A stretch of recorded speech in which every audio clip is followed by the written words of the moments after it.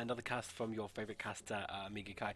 I am doing a random cast today. I was invited to a guild for Australia New Zealand 10 seconds personnel, remaining. and just so happens there was a guild lobby with a number of 5 friends seconds who were playing together remaining. to playing a game. So I thought I'd cast this game for a bit of experience, but also to see how it Reserve goes time. against casting against a group of people who have played against each other quite a bit.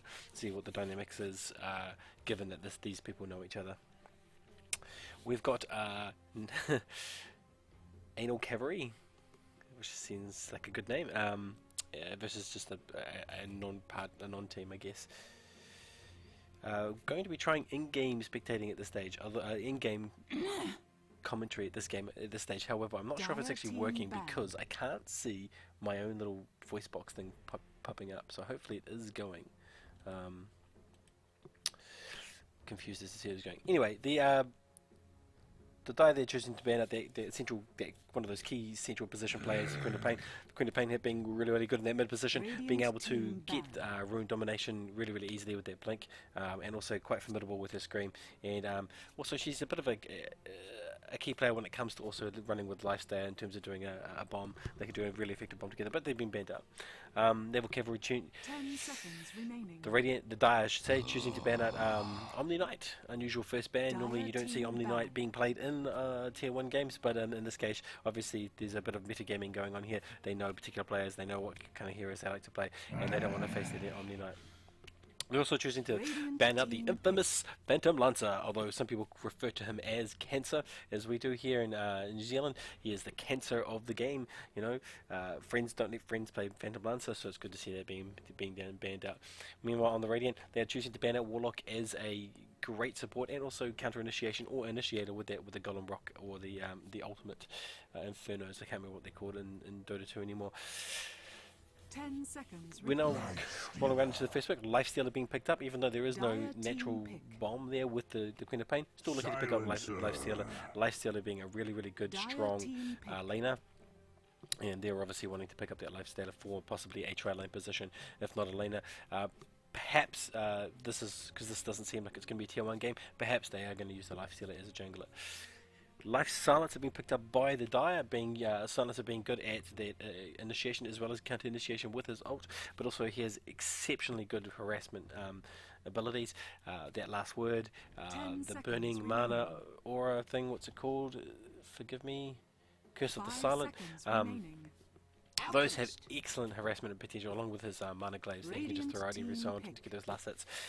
Can be really painful if particularly if you're a strength hero who's got a very small mana pool, your mana's getting taken away by that silent word, but you're also being harassed by damage, and then when you cast anything, you're taking a big wad of damage from that silent word.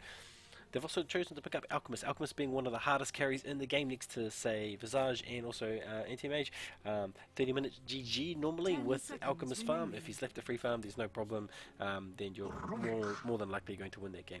Alchemist's Radiant ability, especially team that Grieval's ban. Greed and that Acid Spray being quite useful in terms of farming. A lot of people don't realise you can just throw down the Acid Spray onto agents, walk away, come back, repeat the process while you're in lane, and still pick up quite a bit of CS from that. 10 seconds remaining. Rubik being picked up. Rubik being one of the best supports for a trailing position, 5 especially seconds when remaining. coupled with a life stealer.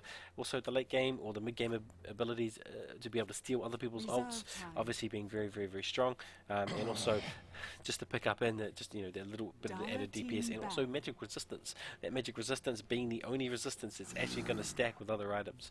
So if you are a hero Radiant or you're team fighting ban. a team that's got quite a lot of magic output, you can sort of weather it a bit better whether you've got a Rubik on your team. They're going to the second phase of banning now. They're looking to ban out that Invoker. Invoker being 10 a really seconds good mid remaining. hero in my opinion. It's really versatile. Many ways you can go with those builds, and you can Dire customize team those builds ban. based on who he's going to fight against. So good selection of bans there. Also choosing to ban out another position or a solo loner, which is that their Batrider. Batrider's lasso being really good at being able to pull people out of position, and obviously they don't want to fight against that, Dire that sort of team a pick. initiation or counter initiation with that lasso. Whereas on the Radiant side, they're looking to ban out both Lesh and Radiant team pick. Spirit Breaker. Spirit Breaker, again, not really seen in the high-end tier games, but again, this is maybe perhaps metagaming. They are friends. They know the power of SB. Anyone who's played pub games before, more likely than not, you've lost to a SB, and SB being quite strong in this area in terms of ganking supports. But also Leshrac being really good as that trail lane, it would have fit really nicely into that Lifestealer 10 Rubik seconds combo remaining. there. 5 Radiant also seconds choosing to pick remaining. up Shadow Demon. Odd that they've picked up Shadow Demon, but they've banned out the Lesh. Perhaps Reserve they've time. got a pair that they wanted to put with. He naturally fits with Alchemist. He can help Alchemist out when Alchemist's charges starts running out and he's got nothing to throw it on, but also he can help set up Alchemist with a really good stun there by just disrupting the guy, allowing Alchemist to take up their timer and then throw it as soon as it's out of disruption, and then of course there's two illusions there to wail on him. Dire team pick. The Radiant picking up Viper, that Viper being there was one of those really easy carries that have real high damage output, not requiring too much ability to play in terms of how he works. They're very simple skills. They kind of just work as they're supposed to be intended. However, he does suffer from the fact that he is quite slow, and he often seen in that mid position. However, he's not very good at getting that rune 10 domination. seconds So remaining. if he is playing that mid position, he could suffer quite substantially from trying to dominate those team runes, pick. unless his teammates are really good at sort of rune control. On the Dire side, they pick up Weaver. Weaver being a really good long laner. It's hard to lock down a Weaver. He's got a lot of escape, and he's going to be able Dire to be team quite ban. influential in the game. 1 second, guys, while I check the audio. There seems to be some feedback there from the audio. Just a little bit of audio issue there. Radiant team ban. In any case, here we go. Yeah, Weaver being really good. It's hard to be locked down. He's also got that ability to just sort of dive those towers and then just use his ult to get out if he needs to, or just use even 10 seconds Zukuzi remaining. just to zoom out of that. Tidehunter 5 seconds remaining. Tidehunter being picked up by the Radiant side. Again, not a hero we see too much now in tier Reserve 1 time. tier 1 games, but his ult can definitely, played right, his ult can definitely turn games.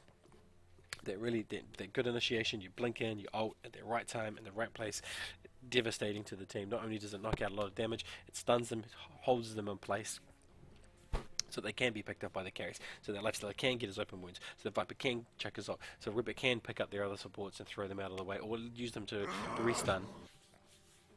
But we're going into the final round of banning. You can see here that Darkseer is being banned out as the offlaner. They're picking their Radiant, does not have a good long laner, so they don't want to have to face a Darkseer.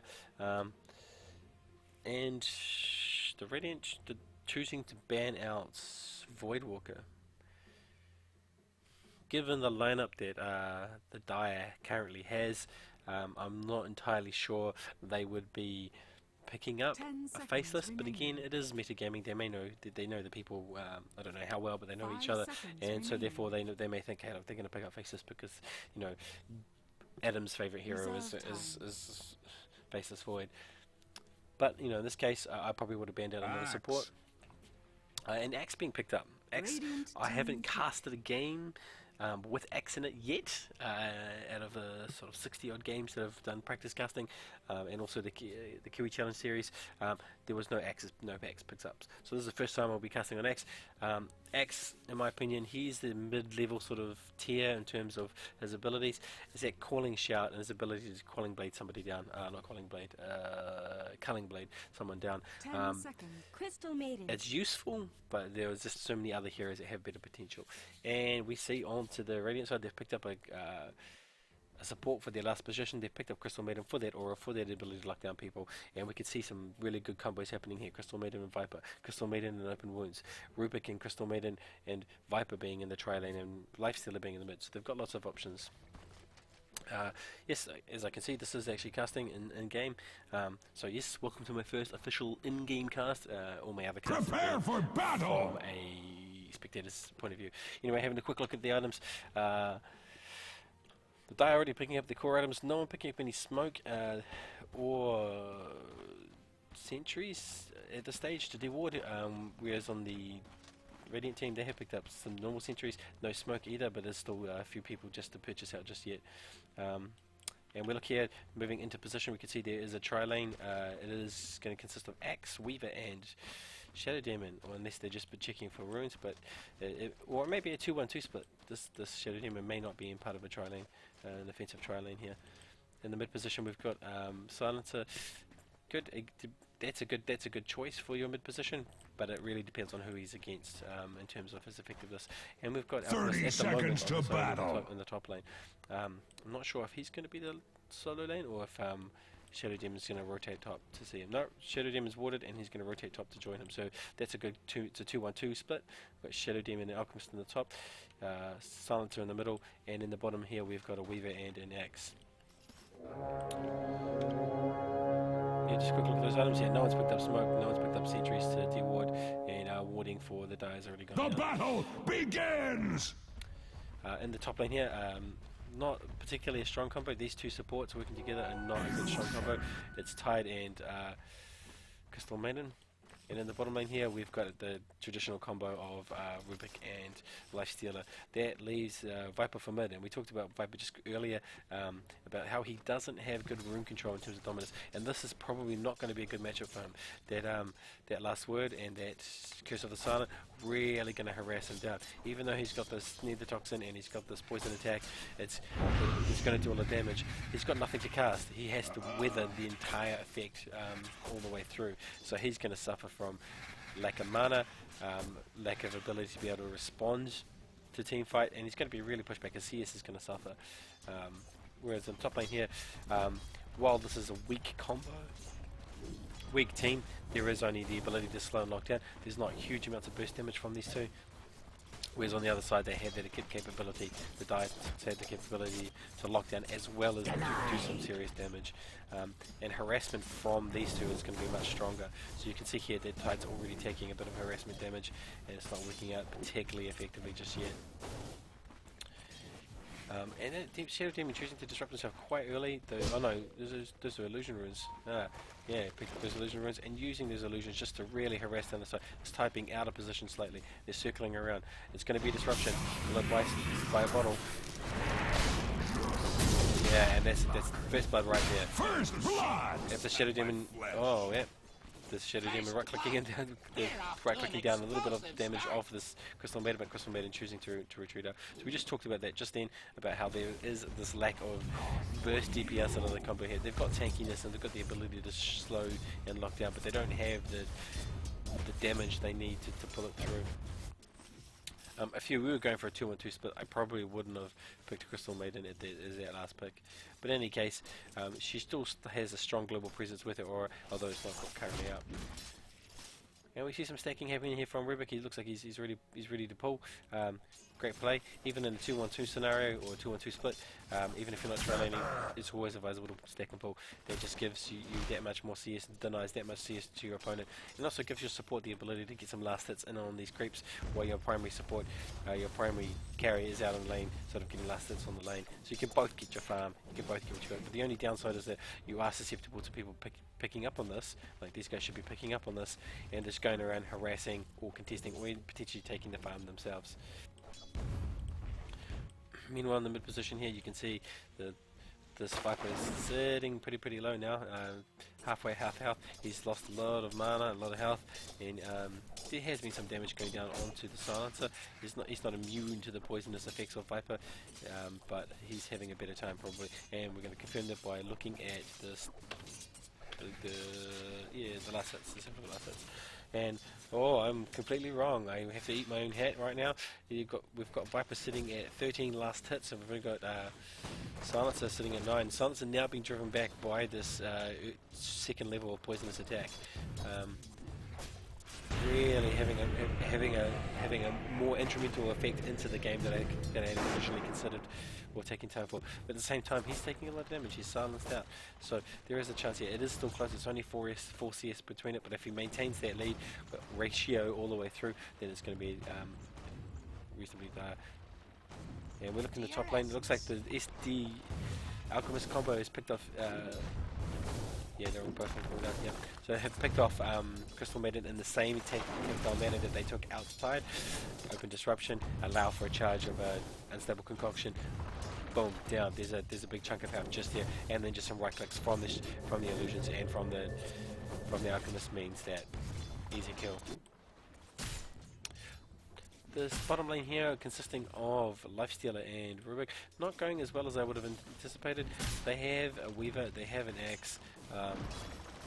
They should be able to sneak or harass some damage down on this Axe, given that he's only got a healing potion. And then once he gets a little bit low, use him to stun the Weaver, or use the Weaver to stun him and finish him off. But no, they're concentrating on this farm. They're playing the long game. They're going to play smart. They're going to make sure that their Lifestealer gets enough farm to carry through.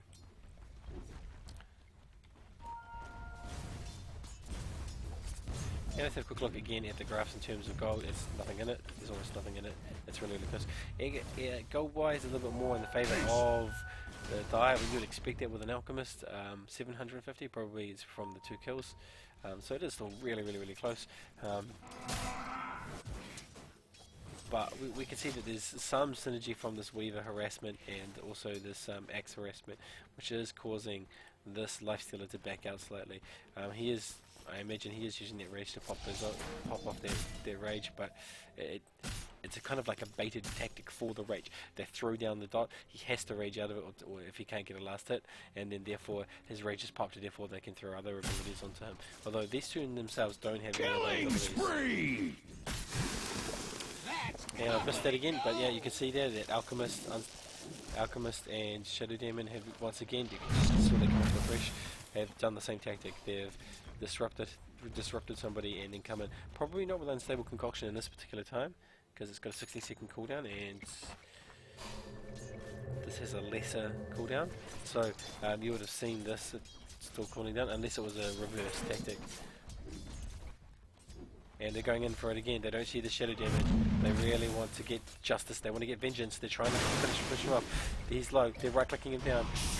But there goes the disruption. There goes the unstable concoction, and it goes down. It's enough to get him away. But shadow damage still staying in. He's right clicking. This Tide not seeing that he's frozen in place. Shadow Demon picking off the Tide, picking off the CM, and he's trying to right click down the Shadow Demon. Can he do it? But no, he's also been soul captured, and this thing is going to kill him. This bomb is going to kill him, no problem. And it's going to be a trade-off. This Viper having excellently rotated into the top lane position, picks off this Alchemist, picking up 400 gold for himself. Good rotation there from the Viper. And we've got some pings coming in and down from the Alchemist to tell that there's a rune in the bottom lane. There is not indeed, there's no runes. I'm not sure why the ping was down there. We see SD rotating into the bottom position, looking to pick off. So here we go here, just as we talked about it. Is he going to rage out of it? No, he's going to wither it, he's going to get last hit. But now puts him in a really dangerous position. War has come to Radiant's bottom tower. Whereas both of these guys are sitting only in the full bracket. All that pulling and stacking, given the Lifestealer that advantage of having picked up that early ult. But can he use it effectively? Is yet to be seen. I'm not seeing any combo here where he can use it other than just sort of jumping in on people. Silencer using silence to help the SD escape from this. I believed it was DD Viper. I could have been wrong. I guess it's, an ult to save a player. Radiant's middle tower is under attack. It's a good trade-off.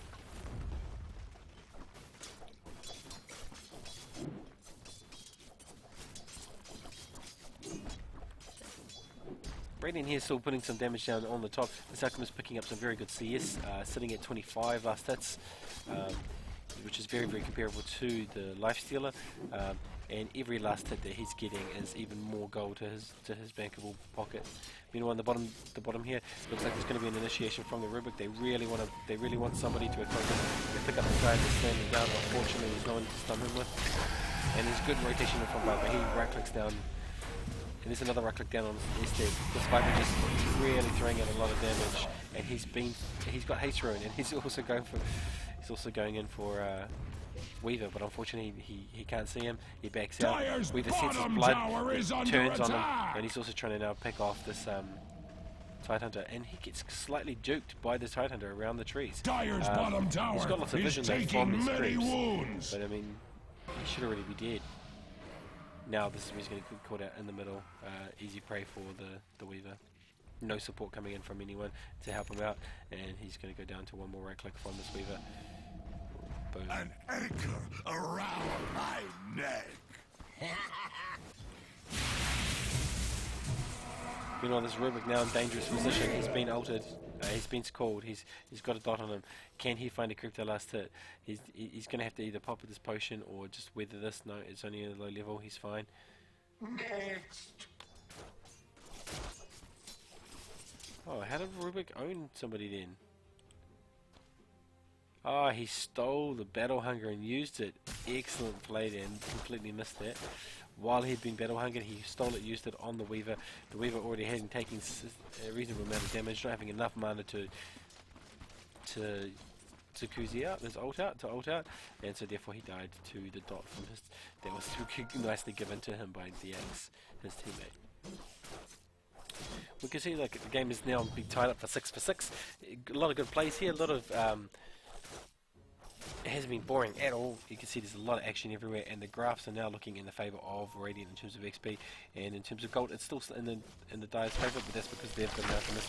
Although that, in true reflection, if this was a normal graph without Alchemist, it'd probably be sitting at 500 in favour of the Radiant. So there we go, SD initiation into a stun, but he gets picked up.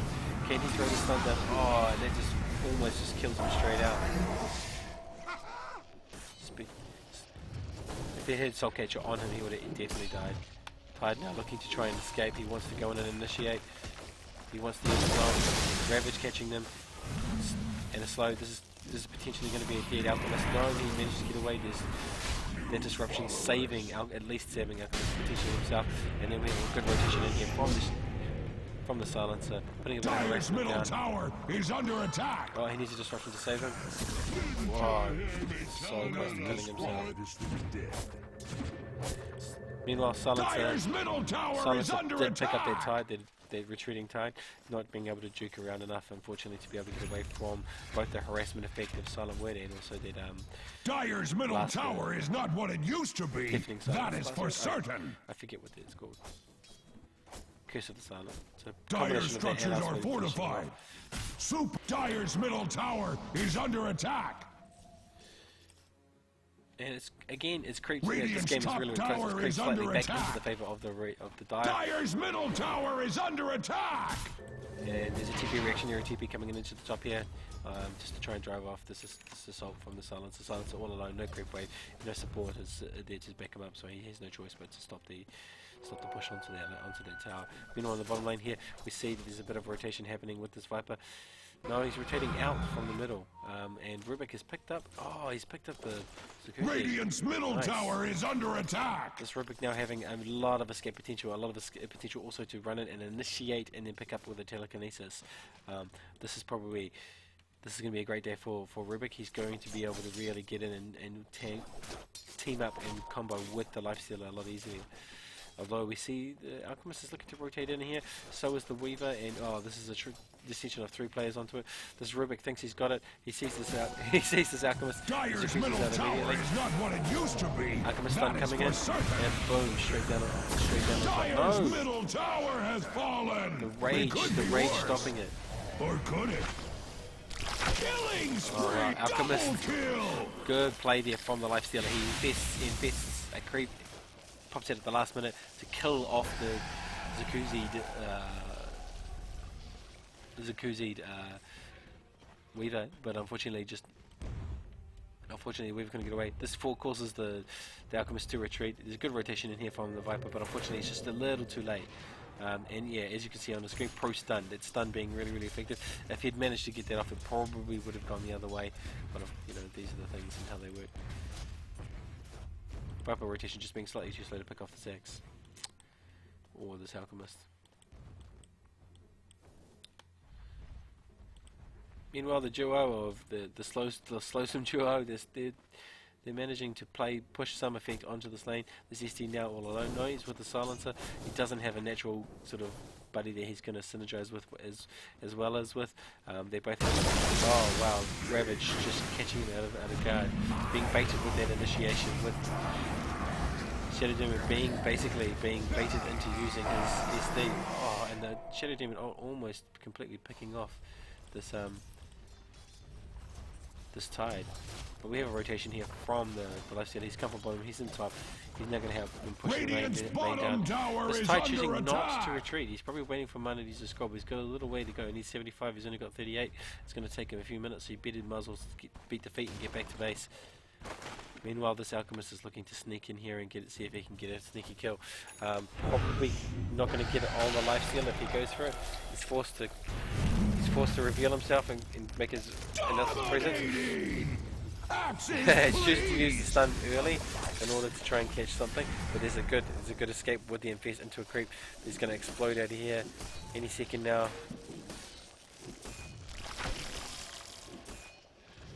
Oh no, I apologize. He jumped into the CM and escaped via the CM.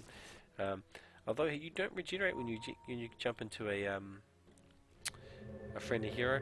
He might have been better off jumping into one of their mobs and waiting it out to see what happened. But Dire's middle tower is under attack. Meanwhile, Alchemist getting free farm here. But if we look at the CS, we can see it's really in the favour so far of the Radiant. Graphs say, oh, we're getting at this dangerous mark here. We talk about this quite regularly on my cast. The graphs tell a story, and the story says you're at a dangerous tipping point now. If you as the Dire don't get this game under control, it's going to go to 10,000. And when you get to 10,000, you're looking at a game with almost no point of return. Right. At the same time, tower is under attack. Radiant's towers are same time, it is the early stage. Just like that. Crazy initiation going on here. Shadow Demon using both Soul Catcher and Destruction on the lifesteal to try and catch him out of position, but there's no follow-up from his teammates, and therefore he is just chewed up by the Viper. Radiant's bottom tower is under attack. Dire's top tower is under attack. And Lifestealer being caught out of position. Radiant's bottom tower has fallen. Much like cordwood before axe's axe. Silence followed by a Dire's stun, top early tower premature is stun under from attack. the Alchemist. Picked off their main carry, the Viper. Dire's top Viper tower for an SD is is probably a under good trade. attack. However, they're putting a lot of damage down on this tower, and they don't really have an answer other than two reactionary GPs coming in to try and finish stuff. They catch somebody in this, and the setting disruption. Is the Ravage going to be enough? Lifestealer coming in to pick off. Lifestealer coming into the fray. He's picked off one. Is he going to pick off two? Is he going to get this Alchemist? He gets two. Is he going to get three? No. Max picking up somebody. Max now being pushed, being right back down by this CM. Good plays there by the Radiant team. Managed to make that a 3 for 3. So that's a pretty close. Well, both teams playing very, very well. Went one way, went the other. They've managed to equate to that particular team fight, although the Radiant is still up slightly.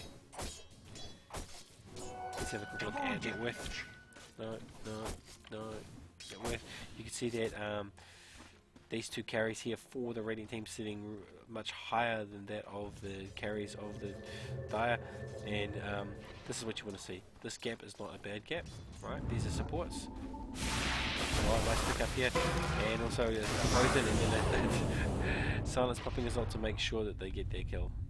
And then Tide coming in also with a gush to make sure he can't get away. They really wanted to take that Silence down. Silence is trying to use the Silence to escape. If I was him, I would have just saved it.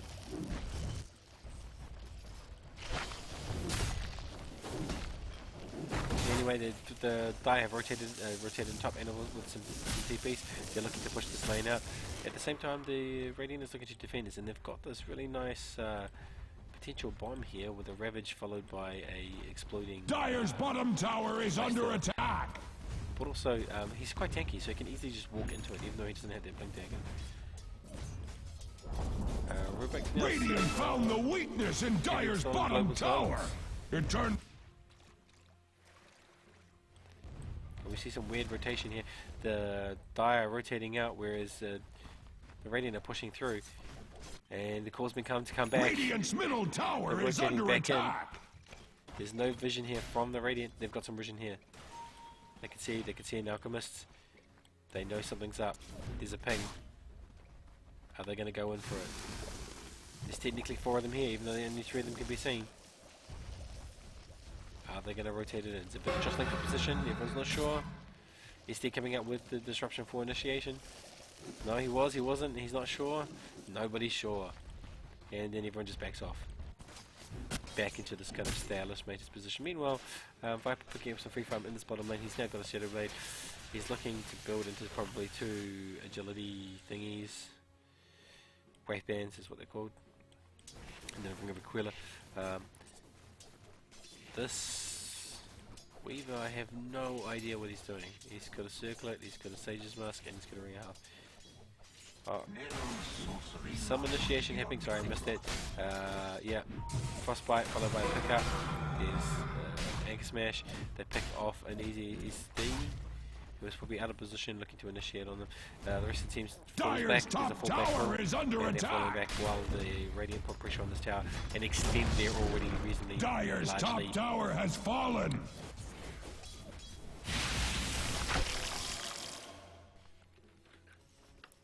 In the bottom position in here, this Viper slightly out of position on his own, but there's not enough answer from both the Silence and the Weaver. They have damage, but they have no lockdown, and there's just the Shadow walk away with the Shadow Blade. Nothing they can do. Whereas in the meantime, on the top, the Alchemist having forced to retreat. They were looking for some blood, but unfortunately they got away. There was an explosion at some stage. He got tired of waiting. They didn't actually pick up any kills. He got tired of waiting and went back to farming.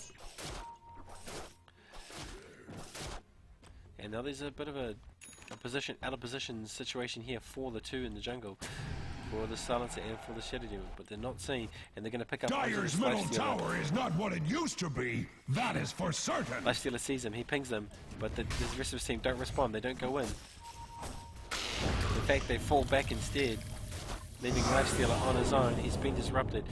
Here comes a Ravage. There's a Silence. He gets picked off before he can Ravage. And this is a disaster. This is a disaster. Fresh is good. The Dire sense this is a disaster, and they're making them punish. They're punishing them for their mistake. They're pushing forward. They're picking off who they can pick off. Ripper picking up his cloud. Ravage comes back in. Oh, excellent. Nice play. Double kill. They're fight back. Killing Oh, spree. wow. Triple Eating my kill. own words.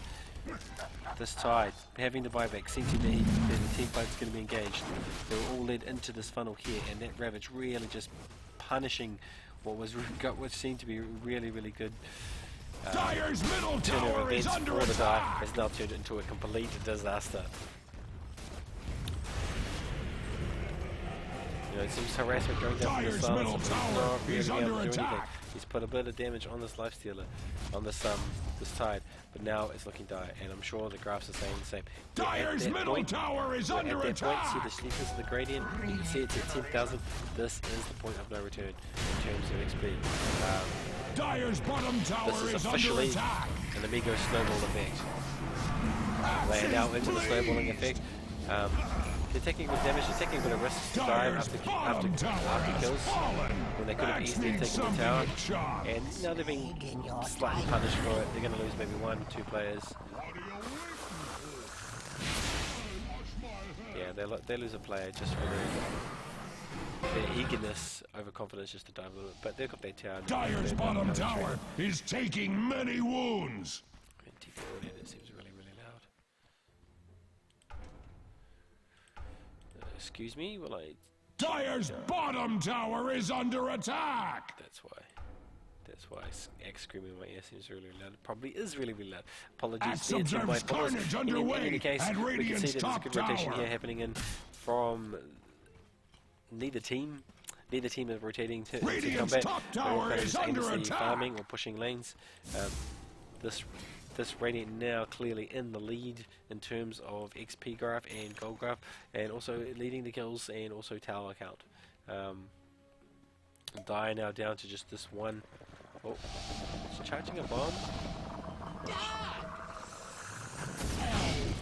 Charged a bomb, and for some reason, because he sensed something.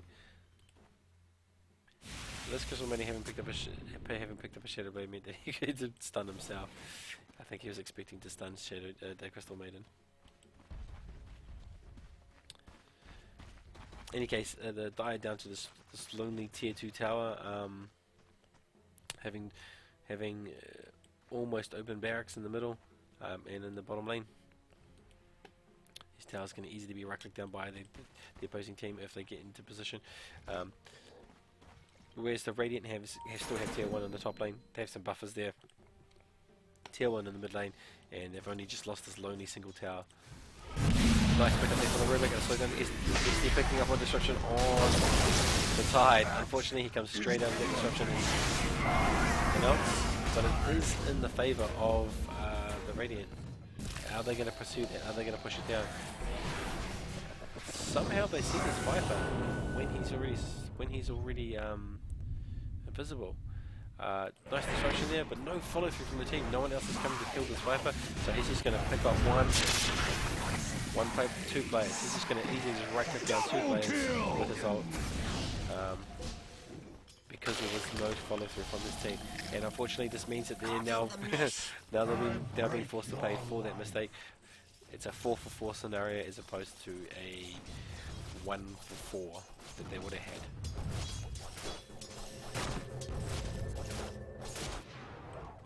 War has come to Radiant's bottom tower.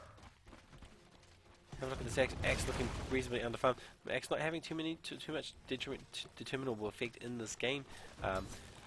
This is why I don't think Axe is particularly strong. He's got this great Berserker Skull, but it's not being used effectively because the other team is not bunched up. They're not focusing on him, and he doesn't yet have a Blink Dagger, so he can't use that initiation to a great strength. Instead, chose to go for that Blade Mill. Really. Alchemist on the other hand, looking okay farmed. I don't want to say terrible farmed. This is okay. He's got a hand of mine. This is going to always be a stream of gold for him. He's got phase boots and he's got that Shadow Blade, so he can just sort of do some sneaky ganks. My favourite build at the moment with the Alchemist is they have one of these on them, but probably not super effective in this particular game. Crystal Maiden with a Shadow Blade is a surprise to me. And Tide sitting there with almost nothing. Tide has got some wards, he's doing what he's supposed to be doing, he's got some elements, that's all he really needs. But he has just picked up a Blink Dagger, and that is going to put the nail in the coffin for the Tide team if he uses it effectively. Meanwhile, Lifestealer, I can't see Lifestealer, he's inside somebody, but Lifestealer having an armlet, having a Basher in base, having a Hyperstone ready for whatever it is that he builds into with that Hyperstone. Probably an AC. The Viper is sitting with a Manta and a Shadow Blade. This team having quite a lot of Shadow Blades, so you could easily put down some Sentry Wards to detect them, but I guess they're not there. They've chosen not to do that as the Dire. Casting starting to slow down a little bit. There's one there.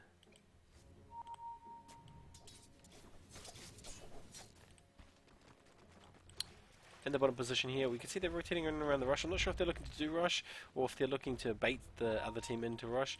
There's a lot of pings happening from them in terms of where they are. They know where they are. They're being baited into this position. This is going to be bad. This is going to be really, really bad. Look at the place. The Alchemist gets gashed.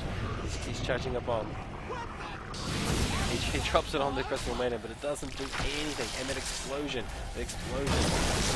followed by a Ravage, just really visual. They're being silenced, but they're just not enough damage coming out from the rest of the team. This off and silence. X finally using his core, killing somebody, but also being killed as a result, and the rest of the Dire team forcing to retreat, the rest being only the Weaver, and that's definitely claiming another win for the Radiant. Nice baiting into their team fight. And are they going to do rush or are they going to push up the mid? They're going to push up the mid. They're going to take this mid tower and potentially damage this Rax. Dire's middle tower is not what it used to be. That is for certain. And they just been to Rucklick down now. This Weaver not having really much Dire to structures He's can going to take try and all get a the sneaky hurt kill position Radiant cares to heap on one upon of these it. guys. But he's just got not enough damage to do it himself. And he comes back in. Is this going to be... Oh no, stick charge is used. And they pick him up. And there's an infest into a creep. And there's a stun down on a creep, and there's an explosion out, and they pick up a Weaver, but also Viper goes down as a result. And they look for Bud. They're looking for this Lifestealer. Can they pick up this Lifestealer? This could be a good gain if they can get this Lifestealer. Oh, unfortunately no. But if they could have got that lifesteal, it could have been a good swing back in their favour. They could have pushed this mid lane, at least got those 2 towers. But The red mist spreads at Radiant's middle tower. they did, however, get a Viper, but it was in exchange for probably one of the better characters, that Viper, that Weaver, who still hasn't got his Lincoln Sphere. It's a 28-minute game, and he hasn't got the Lincoln Sphere.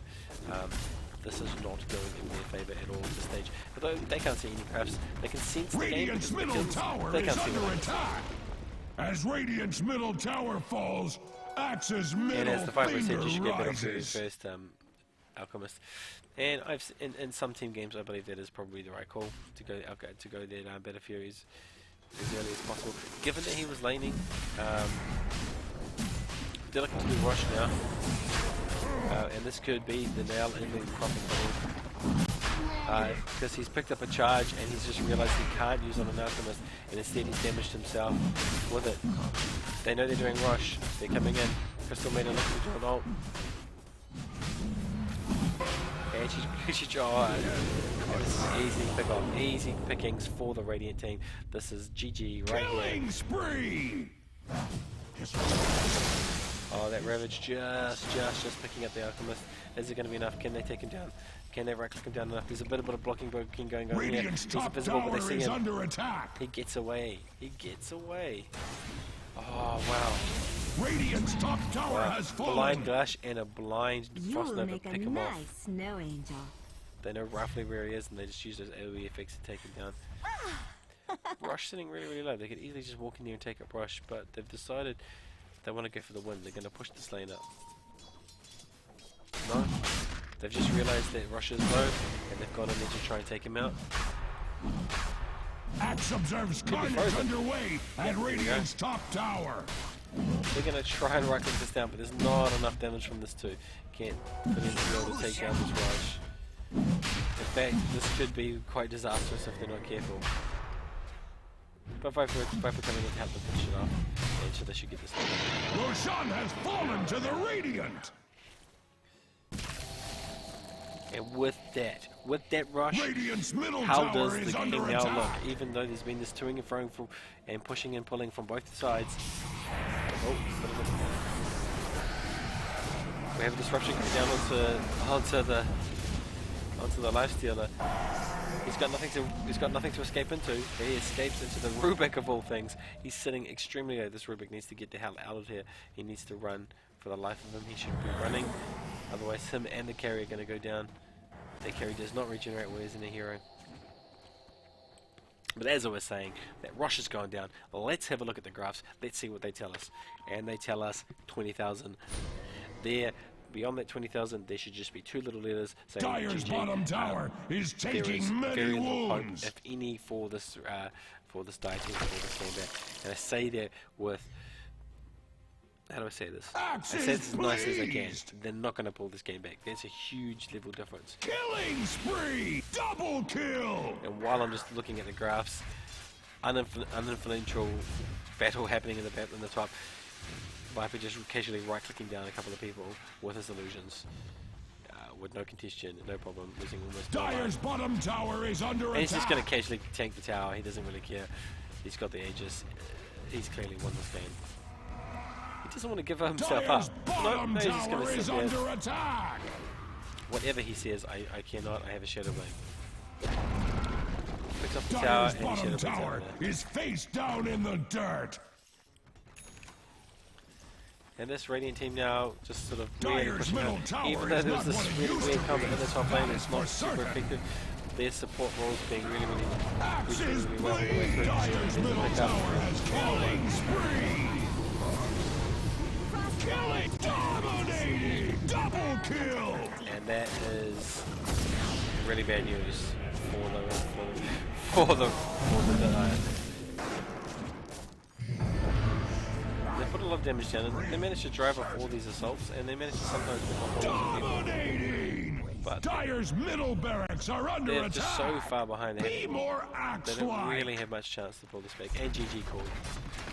GG finally called by the Dyer's that middle was a barracks cast are between under two random attack. groups of people that I have no idea who they are. They seem to know each other. and we're going to end the cast here. Dyer's Thanks middle guys for barracks sticking around have for one of my fallen. casts, Axe even was though not it's not involved. probably my best work.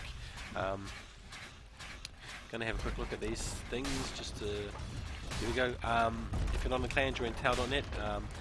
They're really fun and friendly, and they have weekly practices, and they're really good at helping develop people who can't play. Dyer's or bottom have barracks some are under attack. skill lacking. If Axe was a barracks, If you're he specifically in would New never Zealand, Dyer's sign up to the bottom Facebook page barracks have D2NZ or fallen. You're much like Cordwood www.facebook.com/Dota2New before Zealand. Axe's This is a axe. site that does Dyer's top New Zealand tower tournaments. is It's open to under Australians attack. as well, so if they want to compete, so the only thing is it's on New Zealand time frames. Dyer's And with that, just to is say, under there's a attack. Kiwi Challenge Series 2 coming up to 12th and 20th of July. It's over 2 weeks.